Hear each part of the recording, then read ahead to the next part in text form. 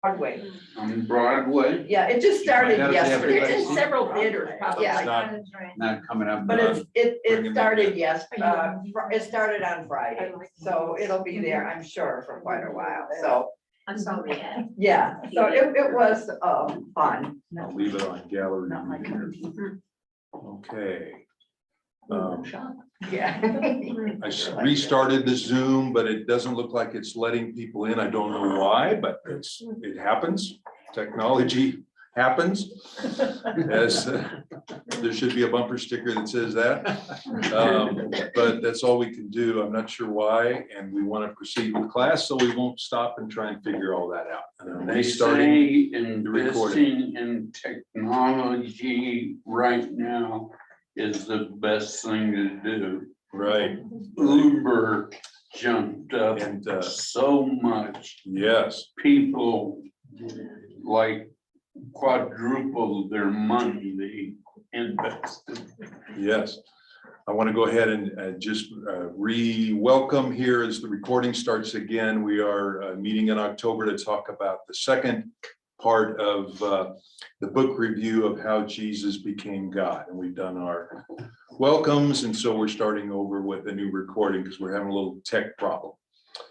But we're ready to start, and thank you for sharing about the movie.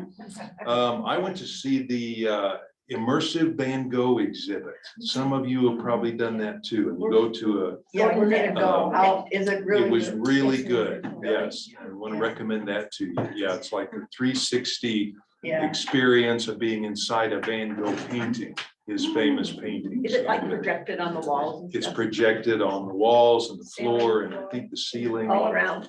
Yeah, all around. Jerry, I restarted my Zoom and it's not apparently letting people in today. Don't know why.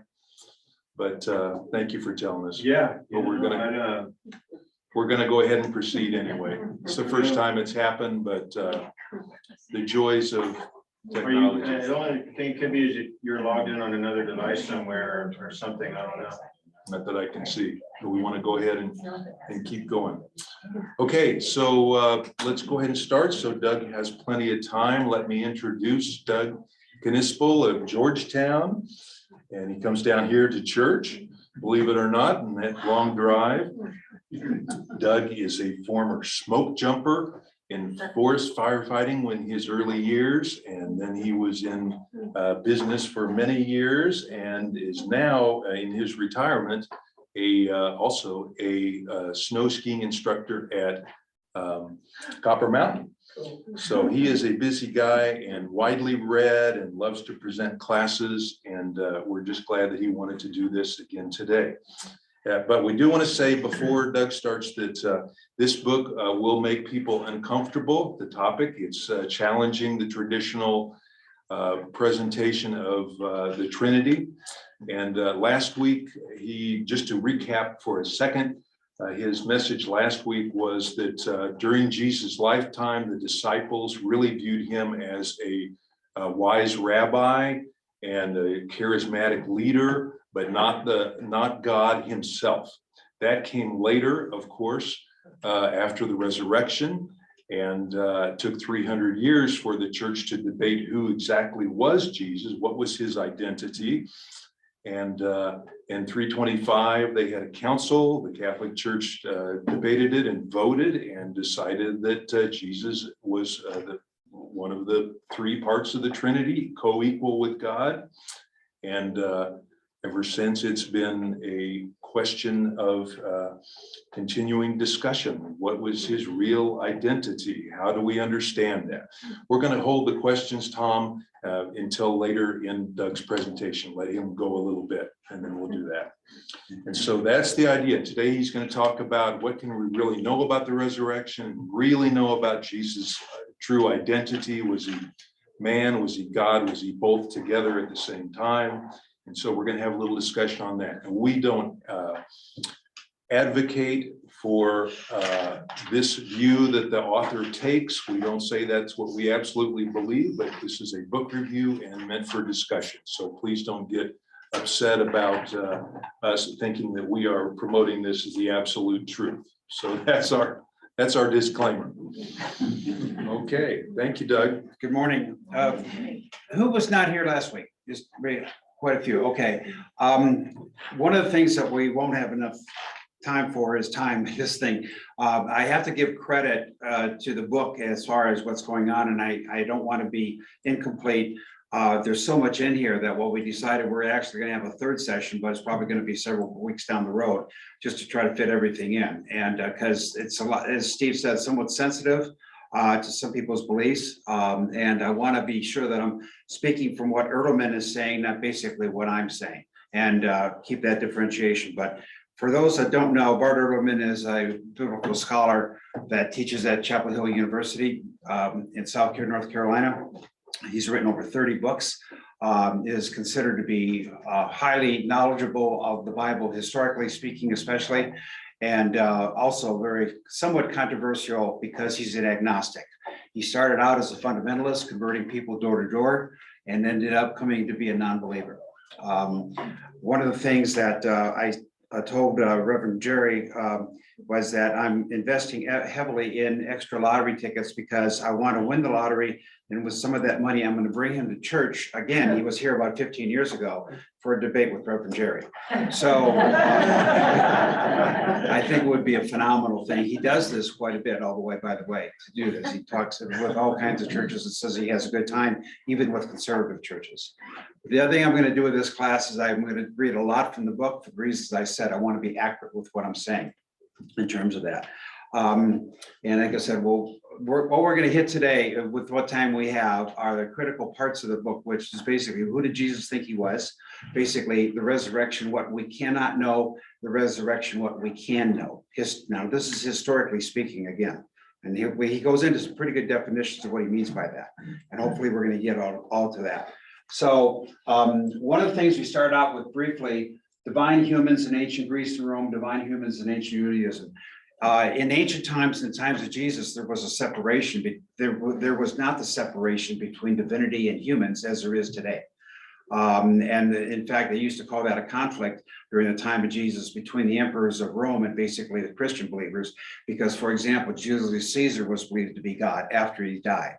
His son was believed to be, Octavian was believed to be a god when he was alive.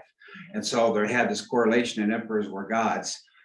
But it was also somewhat common within Judaism to a degree also. And I mentioned the fact that the first part of the New Testament, of the Ten Commandments says, thou shalt have no other gods before him or before me, okay? Which you could literally interpret, does that mean there was other gods? You just can't have gods worship other than the God that we know. In other words, there could be other gods within Judaism, even though Judaism was monotheism, which believes in one God. It gets to be very complicated to a degree, and we don't have enough time to really get into that, but I'm just saying that the divinity and humanness was not that different in Old Testament times versus now. The other thing I'm going to do is what we're going to start out with here is the terms of Messiah, and also, again, Jesus thought he was God, and I'm going to read something from the book. What he meant by this Messiah was to be understood within the broader context of apocalyptic proclamations. The apocalyptic proclamations, and I'm not a linguist, and also my throat is dry, so excuse me, was the belief basically the world was going to end very shortly during Jesus's time. I mentioned that Paul actually believed it could happen before he died. And that the earth, we were a short time on the earth that was going to be saved by a person called the Son of Man. And Jesus was going to be a part of that whole scenario, at least the way that is predicted within what Erdelman is saying in terms of this. This is where it's one of the sayings about Jesus I earlier established as almost certainty comes into play. As we are seeing, Jesus told his disciples, Judas included, that they would be seated on 12 thrones, ruling the 12 tribes of Israel and future kingdoms. Well enough, but who would be the ultimate king? Jesus was their master, Lord. Would he not be their master, Lord? Then he is one who called him, instructed them, commissioned them, promised them thrones in the kingdom. It's almost unimaginable that he did not imagine he too would be a role to play in this kingdom. And he would be the leader of the disciples now. He certainly would be the leader of the disciples then. Jesus must have thought that he would be the king of the kingdom of God, soon to be brought by the Son of Man, and what is typically designated for the future king of Israel, his Messiah. It is in this sense that Jesus must have taught his disciples that he was the Messiah. So the Messiah means in Jewish lore, the anointed one in terms of this, and goes into quite a bit of talk about what that basically, what that interpretation is in terms of it. But it's an important understanding of his feelings and his belief on this.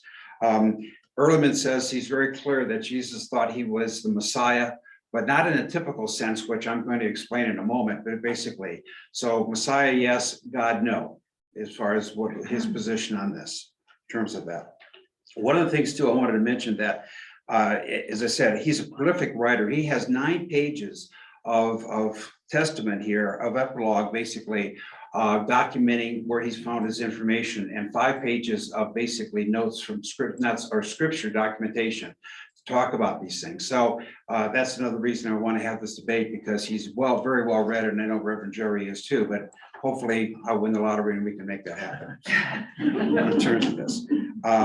But he, again, his perception, Jesus' perception was he was going to be this king of the kingdom. He was going to be the king of the Jews, which is kind of ironic, and I get ahead of myself a little bit, but that the feeling was he did not necessarily proclaim this publicly, but he claimed it in private to the disciples. And part of the belief is that basically when Judas betrayed him, and we really don't know, at least that I'm aware of, why he betrayed Jesus, but that basically the reasoning was that he stated he was going to be the king of the Jews, which was basically a threat to the authority of Rome, and Rome did not stand for any threats of authority. And as you know, if you follow that, basically this is what he was accused of, this is what was on his cross, et cetera, et cetera. So, you know, the feeling was that he felt this way, but this, again, there was the Son of Man thing. He was not the Son of Man. He was going to be the king of the kingdom. The Son of Man was going to come and change the world, because we were in such an evil world at the time. That kind of makes sense in terms of what we're talking about there? Okay.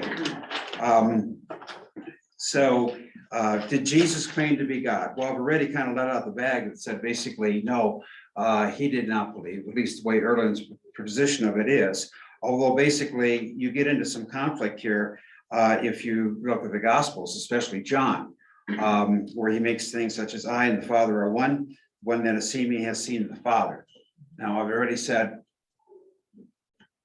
that John was by far the most, on the far right, you might say, from a conservative standpoint, compared to Matthew, Mark, and Luke in terms of his feelings. But there's something in the book that kind of is a good example of this too, that I want to read on it.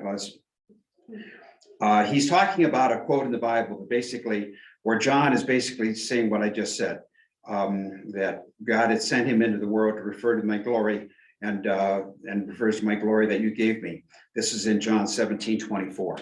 And Ehrlichman goes on to say, Jesus is not claiming to be God the Father here. Obviously, since he's praying, he's not talking to himself. So he's not saying that he is identical with God, but he's saying that he is equal with God and has been that way from when the world was created. These are very amazing, exalted claims. But look at it from the historical perspective. And again, he's looking at it historically now, not theologically. They simply cannot be ascribed to the history of Jesus or the historical Jesus. They don't pass any of our criteria. They're not multiply attested on our sources. They appear only in John, our latest and most theologically oriented gospel. I mentioned last week that basically one of the ways that they try to determine the attestment of truth, historically speaking, is if it's in multiple sources. And we talked about the thing is the only sources we really have are the gospels per se and the writings of Paul. So if you have a document that's in more than one, there's a strong bit of credibility that that could be true. If it's only in one, then basically it raises a big question mark, is it really true? And a lot of the stuff that's in John is not in any of the other gospels. And so there's some feeling that, is it really true? So he's not saying it isn't true. And he makes a very clear point, by the way, of saying that he cannot disprove strong theological feelings, okay? But he says he can't prove them either, is what he's trying to say. So they're not multiply attested on our sources, they appear only in John. They don't pass the criteria of dissimilarity, since they express the very view of Jesus that the author of the gospel happens to hold. This criteria of dissimilarity means basically, for example, when Jesus was born in Bethlehem, it was considered to be a small little hamlet at the time. And why would the Son of God be born in a small little hamlet? Well, that means basically it's probably true, because they didn't try to build it up into saying he was born in Jerusalem, being the capital of Israel and so forth like that. So when it seems to kind of go against something you'd think about the Son of Man or God, there's a good chance it could be true. On the reverse of it would be something that say, well, they tried to really build it up higher than it really is. Would be the opposite of that. But this criteria of dissimilarity is saying that it doesn't pass that. It says, we have no record of any Palestinian Jew ever saying such things about himself. These divine self-claims are John as part of John's distinctive theology. They are not a part of the historical record of what Jesus actually said. One of the things that he does in one of his books is called Misquoting Jesus. I mentioned a little bit of that last week, but I think his first book actually, which he frankly kind of tears the Bible apart in terms of some of the misquotations that are in there and or the history of it. Again, from his research. One of the things that Reverend Jerry told me about that was interesting was that when they put together the New Testament and all the writings, there was like 5,500 scrap pieces of paper that more or less got put together. Jerry, if I'm wrong, let me know. Yeah, that's about right. I mean, there's really no such thing as a Greek New Testament.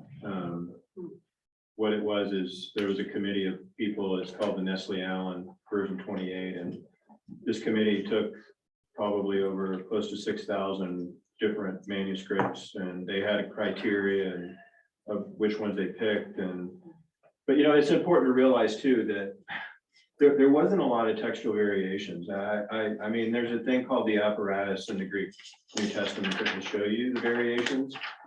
So like there might be a verse and there'll be a shard from the 2nd century that has it this way, and then 5th century manuscripts that has it almost the same, but maybe the vowels are not the vowel, but maybe the noun is in the nominative instead of the genitive or something, the phrase is different. And so they'll note those things, and then they'll explain why they picked one over the other for that particular translation. So there's really not a lot of like major differences. Most of them are stylistic changes in the language, which you would expect over hundreds of years of scribal activity. So one of the things I brought up last week was in the sources of information we have, it said it was the Gospels. We had Mark, Matthew, Mark, Luke, and John. And basically we had this unknown source called Q, basically, which is a German word for source. And basically that's the feeling where Matthew and Luke got some of their distinctive information. And they also got some information from Mark himself. Mark was by himself, and then Matthew and Luke got information basically from him from this other unknown source called Q. And then they had their own sources, which he names L and M. So these are the sources he say that we come from for our knowledge of what's going on during that time. We look at it from a different light. As I pointed out, we have numerous earlier sources for the historical Jesus. A few comments in Paul, including several quotations from his teachings, Mark, Q, M, and L, not to mention the finished Gospels of Matthew and Luke. In none of them do we find exalted claims of this sort, the ones that I just talked about that John said. If Jesus went around Galilee proclaiming himself to be the divine one sent from God, one who existed before the creation of the world, was in fact equal with God, could anything else that he might say be so breathtaking and thunderously important? And yet none of these earlier sources say any such thing about him. Did they all of them just decide not to mention this one thing that was the most significant about Jesus? So he's obviously taking a little bit of a hit here upon John in terms of that, and he's trying to use it from a theological argument standpoint.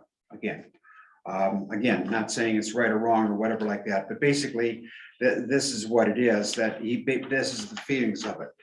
Regarding the miracles and forgiving of people's sins, basically he's saying that was common in the Hebrew Bible quite a bit, quoting people such as Elijah that basically saved people, did miracles and so forth like that. That was not uncommon again during that time. Does not mean it was necessarily divine.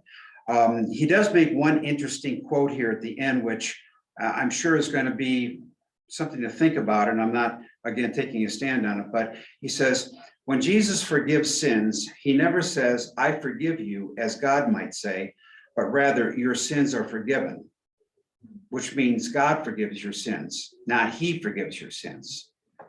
Okay, so he's just making that statement in there in terms of that. So that kind of ends that one chapter, which we had started a little bit last week, but basically the essence of, again, is from his belief, Jesus was basically an apocalyptic preacher saying the end of the world was coming, that we know it, it was going to be saved by an individual called the Son of Man, that he was going to be the king of this kingdom with 12 tribes around him.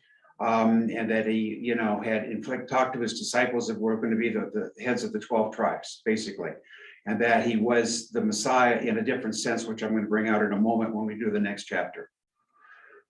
We might want to just see if there's any questions based upon that. Sounds good. Tom, go ahead. Yeah, my understanding is that John 4 basically sums up the entire Bible. And it says in John 4 that no one can go through the gates without going through Christ. Yeah, and I'm not, yeah, sir, I'm not arguing that point, and actually, I don't think Ehrman is either. Again, he's coming at it from a historical standpoint. And what he's saying is what's in John is not synonymous with what's in Matthew, Mark, and Luke. Okay, in terms of this, and it's his own distinctive theology, which I think would be recognized by any theologian, and Jerry, tell me if I'm wrong on that. That doesn't mean he's right or wrong. It just means that he has a little bit of a different take on it compared to the other gospel writers. Is that fair, Jerry? Yeah, I mean, it's fair.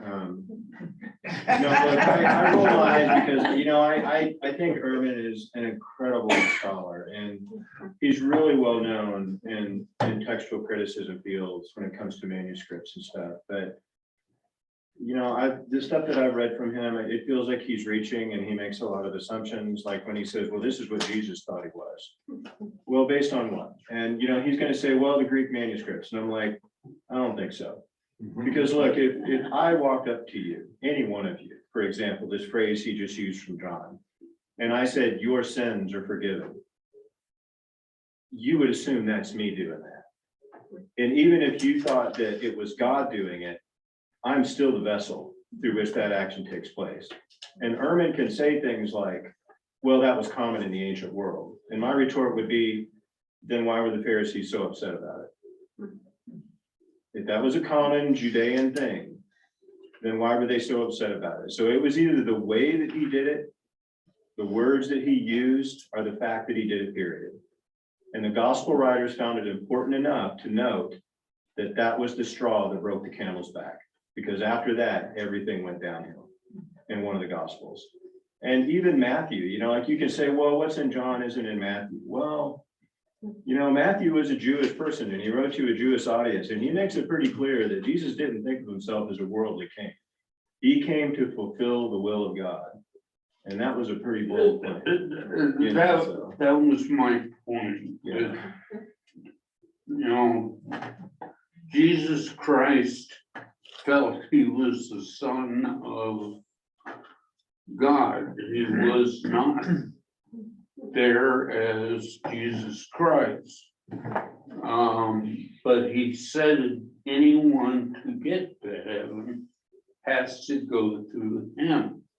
And you know, and even that is up for debate. So, you know, like I've talked to a lot of people that say that's very exclusionary. And I'm like, well, yeah, it is. But I mean, all religious systems are exclusionary to a degree. If they say they're not, then they're lying to you. But you know, when you think about that, what I tell people about that is to kind of really understand what I think he meant by that. I am the way, I am the truth, I am the light. If you understand how a Jewish person thinks, right?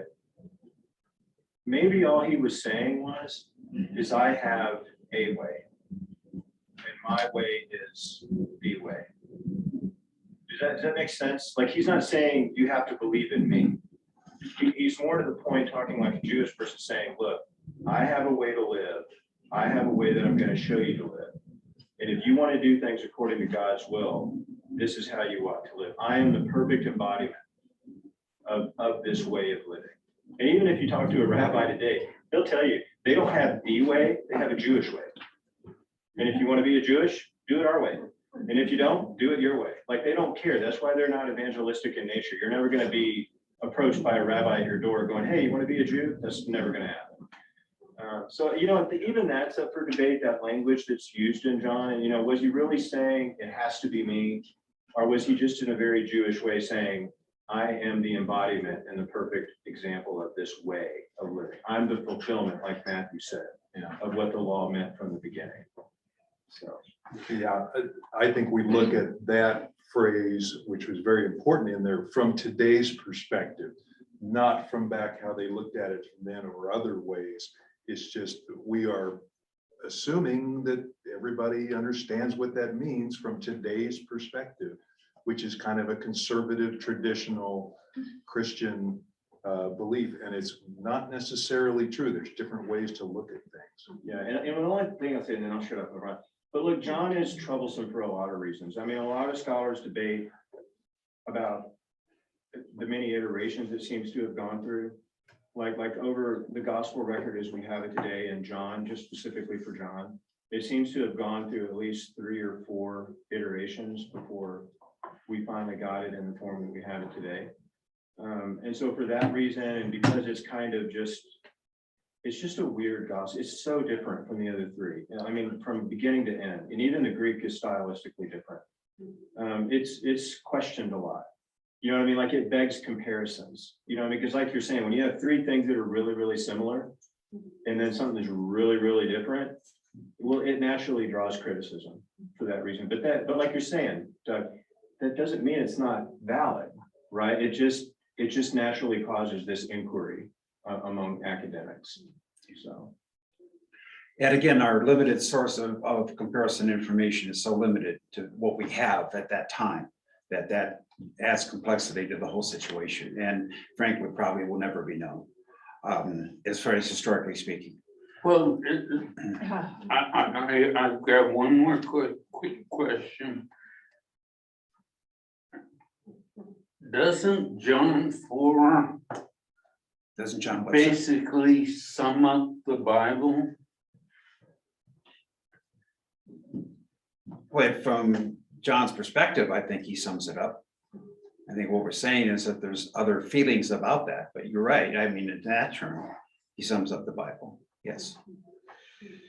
Okay, so we're left with our question. What is it that made Jesus so special?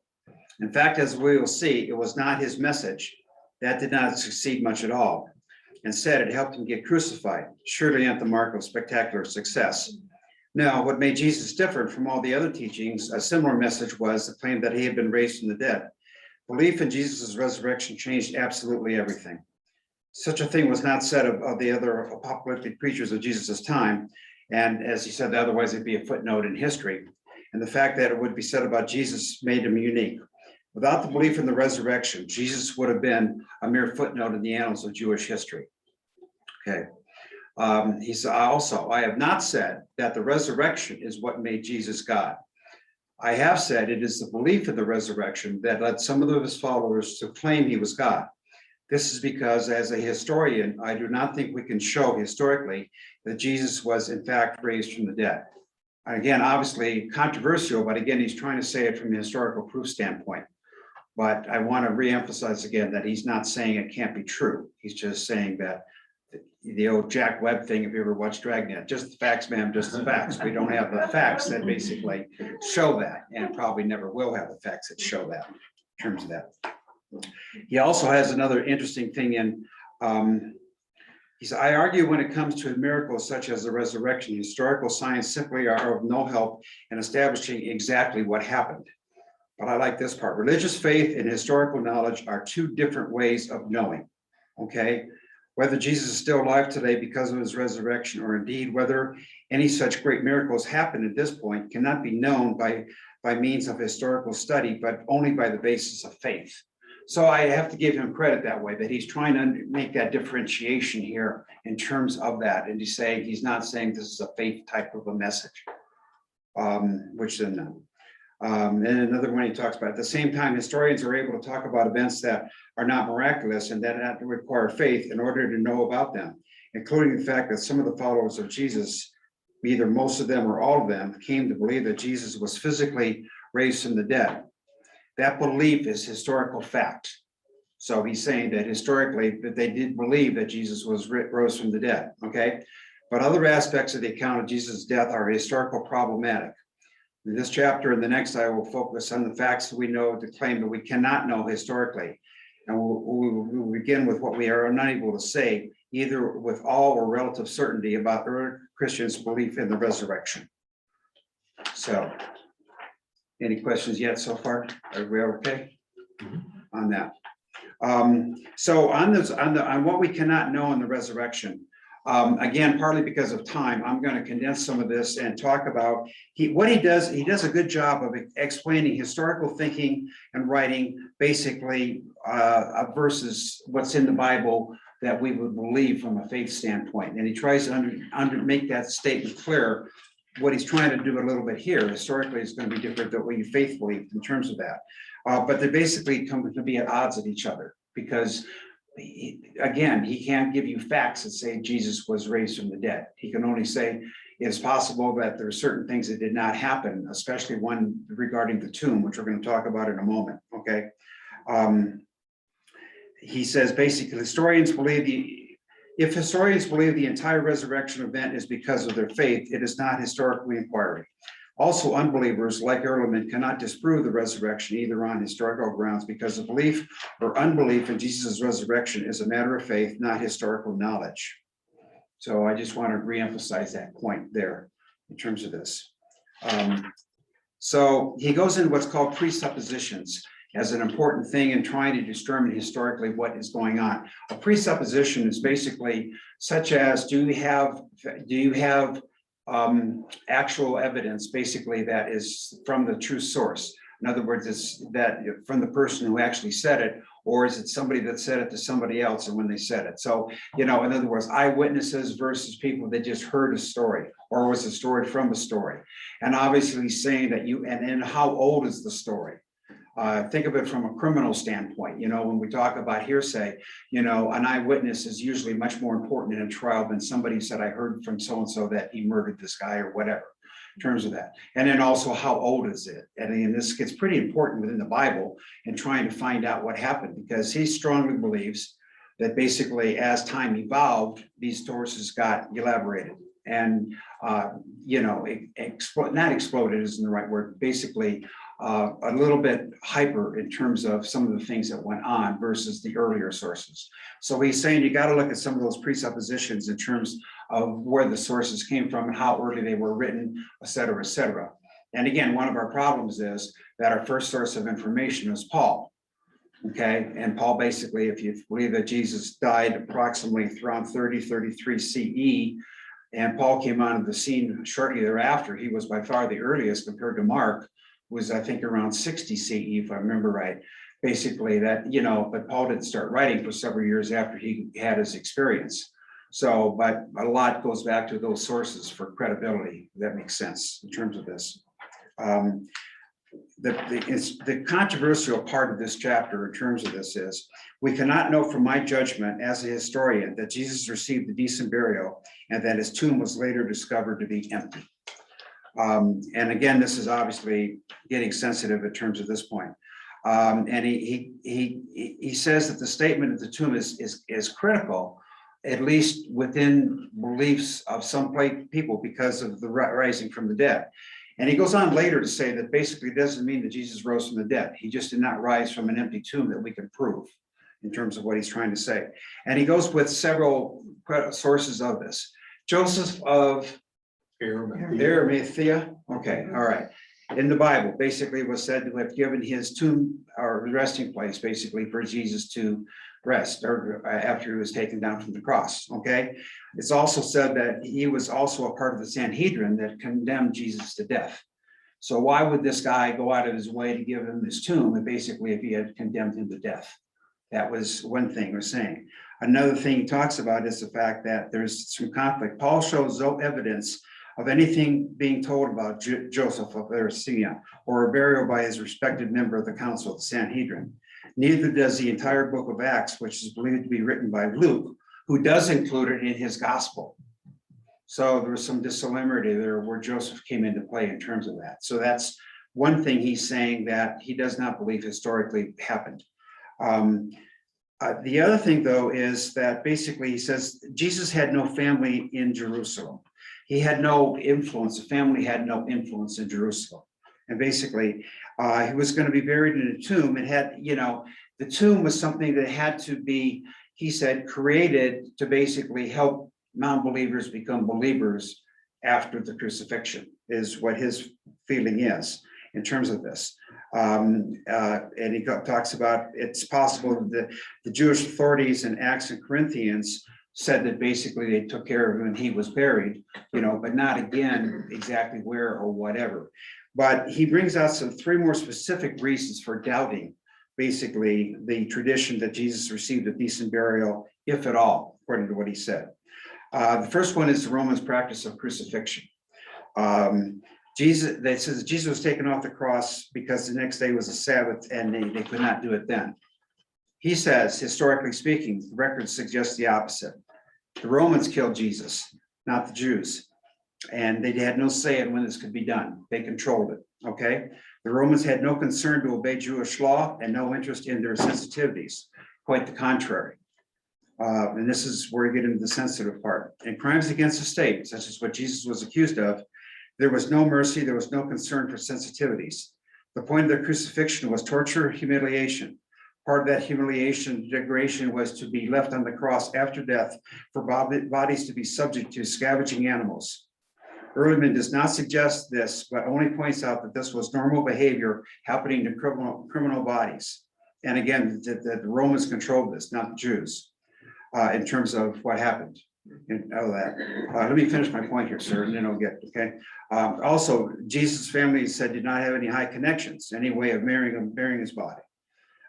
Second, Romans practice of using common graves for criminals, that they threw everybody into a common grave. There was no respect for individual graves or whatever like that. And then the third thing he brings out is the policies of Pontius Pilate. I think Pilate is sometimes not brought out in a mean way within the Bible. I mean, he's somewhat, I won't say neutral in the trial, but basically saying that, this is the way it's going to be because this is what you want to have happen, saying this during the trial and so forth like that. But basically he says some versions portray him as innocent in the middle person of all of this. We know that Pilate was fierce, violent, mean-spirited ruler who displayed no interest in showing mercy and kindness to his subjects or their sensitivities. He says the accounts of Matthew, Luke, and John have taken this with a pound of salt, which means that they obviously disagree with that. That Pilate was much more not understanding in terms of it, but he's saying Pilate was a jerk, is what he's really saying. He goes on to talk about Pilate as governor of Judea. When he first came into Jerusalem, there were protests against Roman standards. In other words, Roman rules. They posted their own, as the governor would own rules of what was going to go on and so forth like that. There was a standoff for 5 days when he first came in, and Pilate had his troops surround the Jewish protesters and then cut them to shreds. And then he quotes from the Antiquities of the Jews where this basically happened. That's another source that's not within the Gospels. The second example had to do with Pilate's desire to build an aqueduct in Jerusalem and finance it by raising the sacred treasury of the temple. Obviously a very sore point with the Jews in terms of this. Again, there was major protests as a result of this. Pilate had his soldiers disguised, mixed in with the crowd, and at his command began clubbing them, and the result was many deaths. The end verdict is Pilate was not a nice guy who listened or cared about the protests of the people he governed or the wishes or their lives. Quote from Philo, who lived at this time, was in talking about Pilate. He was violent. He committed violence, thefts, assaults, abuse behavior, frequent executions of untried prisoners, and his endless ferocity. So he's saying he was not a nice guy. He could care less about Jesus in terms of what belief might happen or anything would go on there. In terms of that. So he says historically, the empty tomb is not true, historically speaking, in terms of that. He says we do not know what happened to the body of Jesus. Now, we'll say when he comes out in the next chapter and we talk about the resurrection, he says, but he says that there's certainly belief that the body was resurrected. He's just saying from the traditional tomb standpoint was not true in terms of that. The other thing he brings out is the fact that it says where the third day that basically things happened. Basically, the third day was basically the Sabbath, nothing could happen, and that's why it came out. He says that basically is only historical of what people wanted to believe, more or less, in terms of the third day rising. So that's it in terms of this. There's one thing too that he closes out this chapter with. He says, early Christians believe Jesus was raised in spirit and the body decomposed. There's this thing called Christian, is it Gnostics? I wrote it on the board there. Is that how you pronounce it, Jerry? Gnostics? Gnostics, okay. They had he talks about this after the resurrection chapters and different beliefs that came on. And there was this big debate whether Jesus was raised from a spirit standpoint or physically raised from a standpoint. And that's going to come out a little bit more in the next chapter in terms of this. But there's some interesting quotes that he brings out into here that I'll get, and we can do real quick questions. We hit the next chapter. Doug, it's 11:17, just to give you. Yeah, I time. figured we were running Time check. late in terms of this. It's Okay. okay.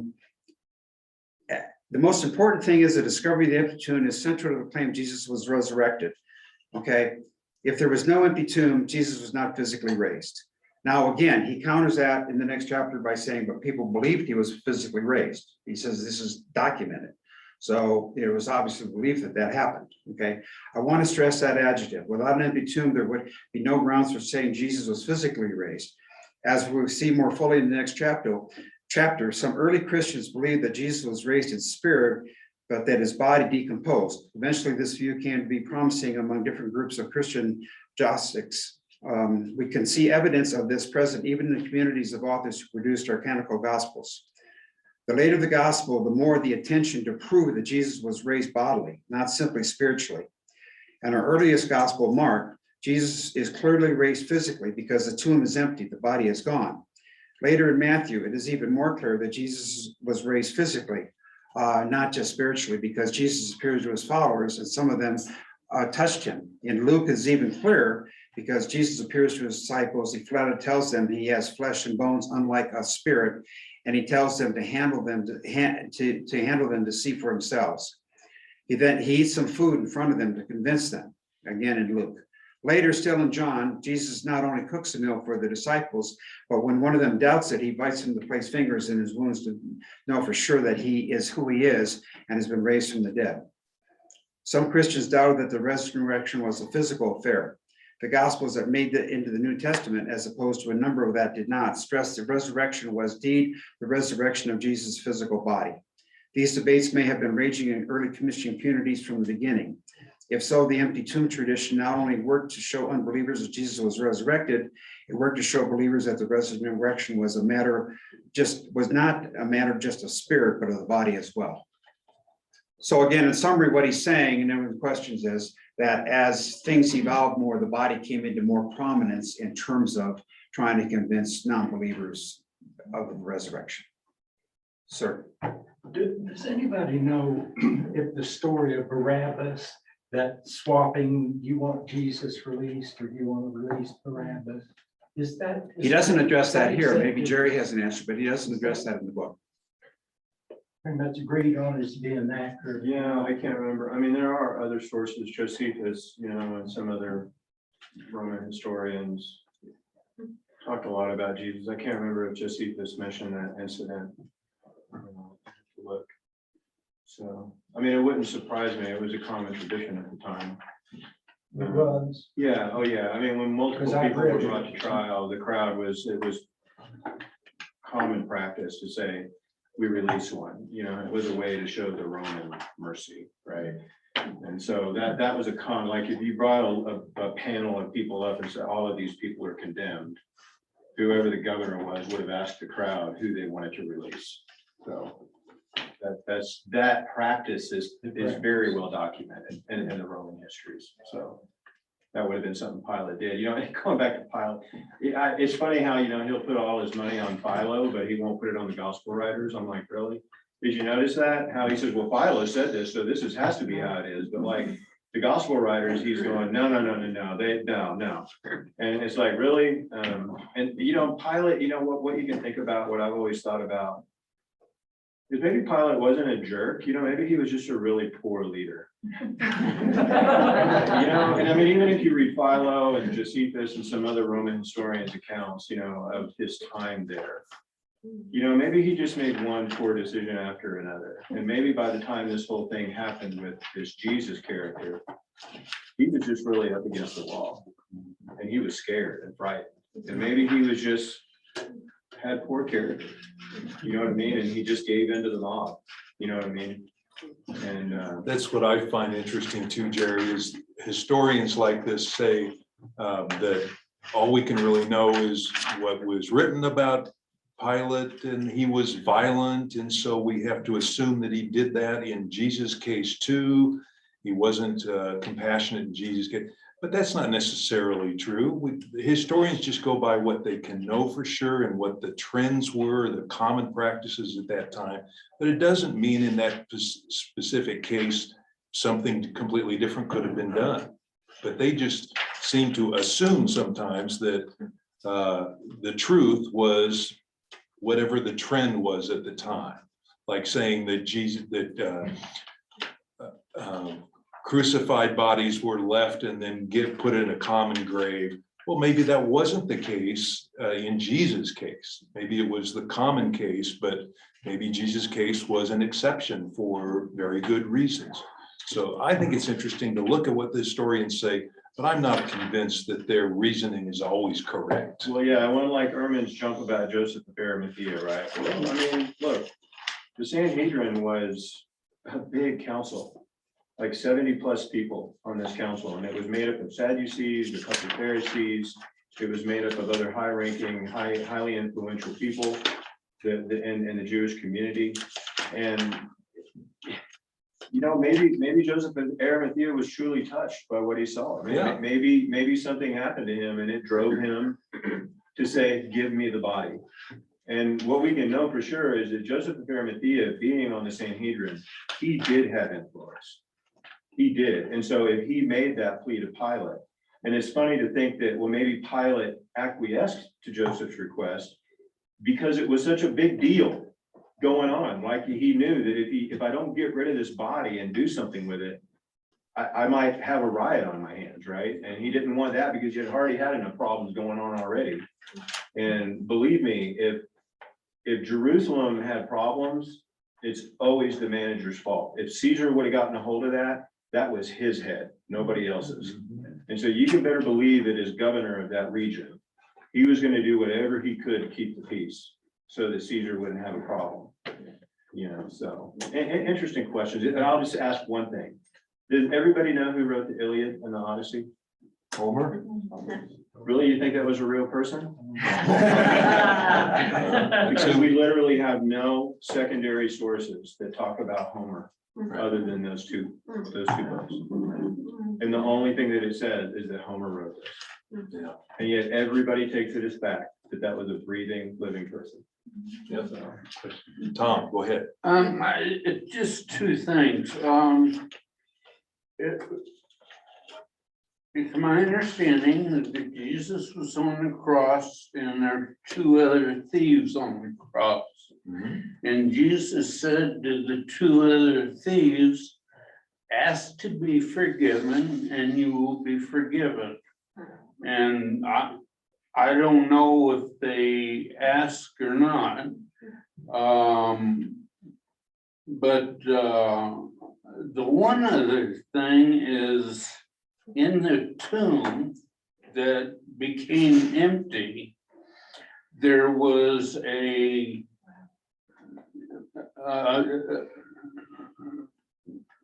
shard or blanket that they wrapped Jesus in. The shroud. Yeah. Mhm. And when he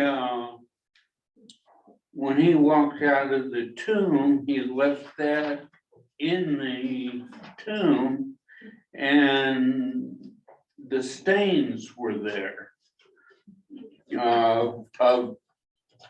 of Jesus. And I don't know Then, where that is exactly in the Bible, but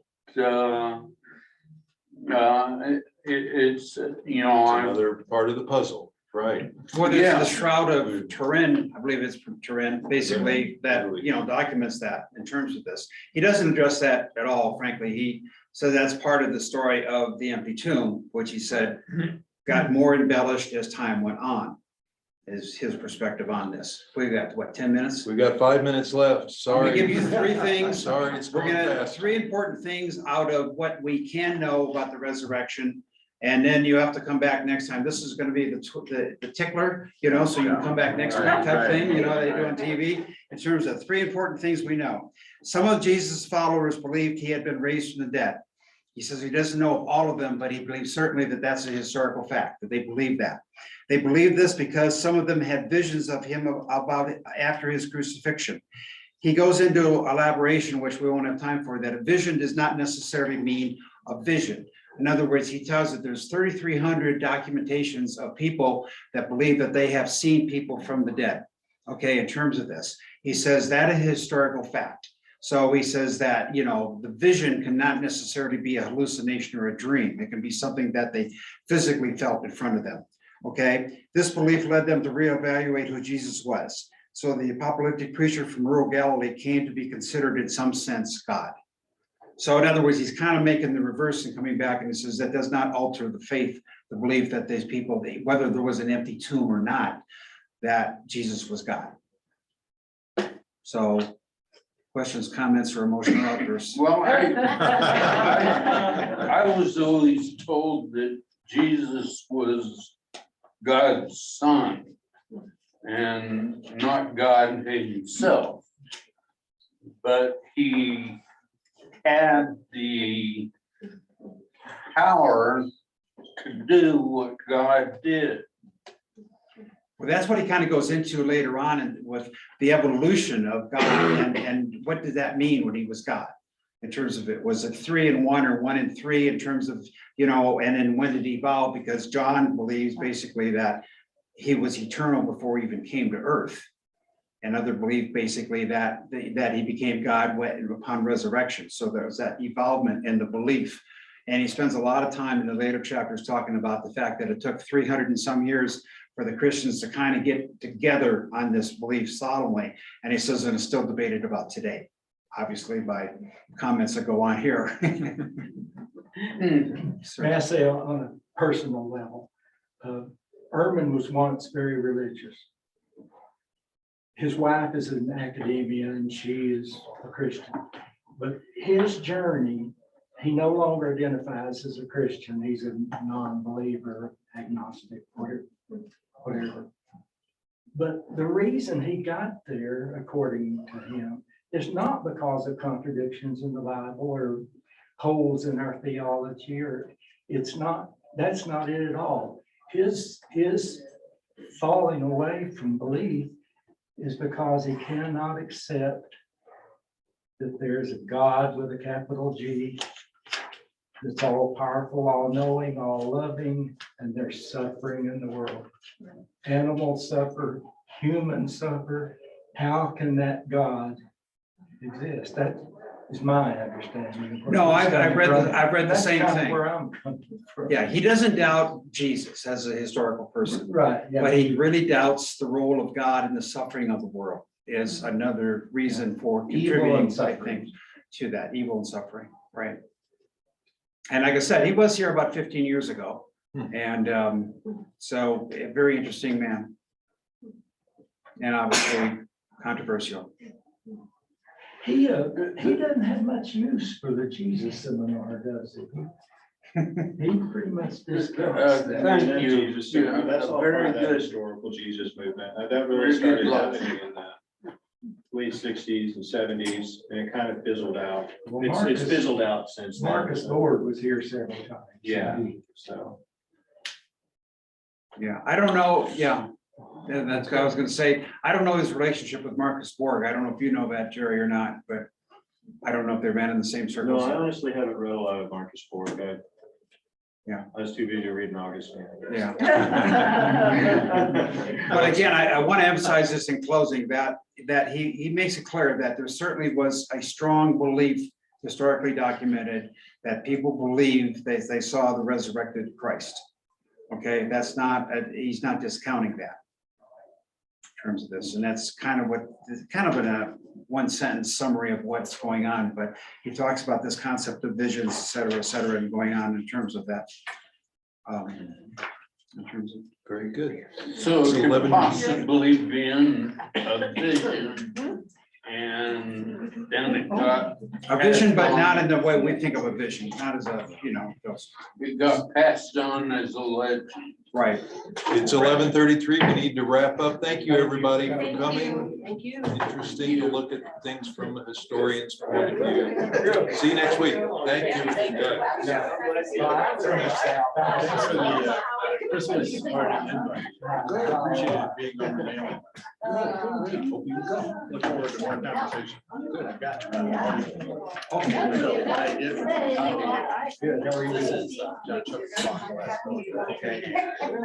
It's last. I meant to say something, we didn't have time to say something. Good, so Spawn is right in line. Okay. with Airman. Yeah.